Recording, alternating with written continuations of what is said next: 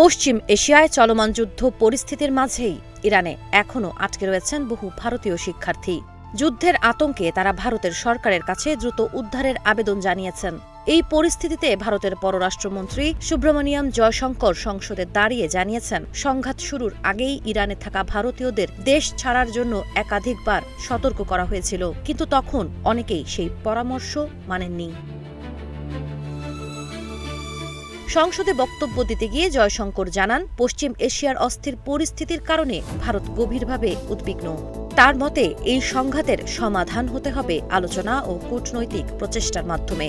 তিনি বলেন, পশ্চিম এশিয়ায় সংঘাত ক্রমশ বাড়ছে। অঞ্চলটি শান্তিপূর্ণ ও স্থিতিশীল থাকা খুবই জরুরি। জীবন অবাক না করলে কে করবে? 28% মিল্ক ফ্যাটের অবাক করার সাথে ফ্রেশ মিল্ক পাউডার। জীবন অবাক করুক প্রতিদিন। পররাষ্ট্রমন্ত্রীর তথ্য অনুযায়ী এখন পর্যন্ত প্রায় 67,000 ভারতীয় পশ্চিম এশিয়ার বিভিন্ন দেশ থেকে ভারতে ফিরে এসেছেন। তবে এখনও যেসব ভারতীয় বিভিন্ন দেশে আটকে আছেন তাদের নিরাপদে দেশে ফিরিয়ে আনতে সব ধরনের চেষ্টা চালাচ্ছে ভারত সরকার।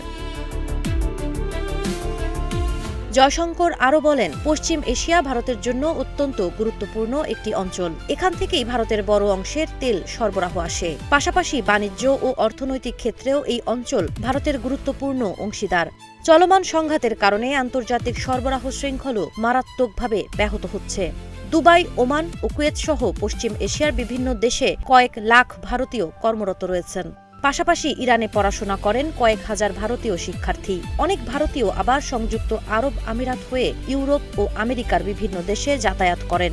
গত 28 ফেব্রুয়ারি যুক্তরাষ্ট্র ও ইসরায়েলের যৌথ হামলার পর ইরান পাল্টা প্রতিক্রিয়া দেখালে অঞ্চল জুড়ে উত্তেজনা ছড়িয়ে পড়ে। এই পরিস্থিতিতে অনেক দেশ আকাশসীমা বন্ধ করে দেয়, ফলে বহু ভারতীয় যাত্রী ও শিক্ষার্থী বিভিন্ন দেশে আটকে পড়েন। এমনকি ভারতীয় ব্যাডমিন্টন তারকা PV সিন্ধু দুবাই বিমানবন্দরে আটকে পড়েছিলেন। বর্তমানে আকাশপথ আংশিকভাবে খুললেও পুরোপুরি স্বাভাবিক হয়নি বিমান চলাচল।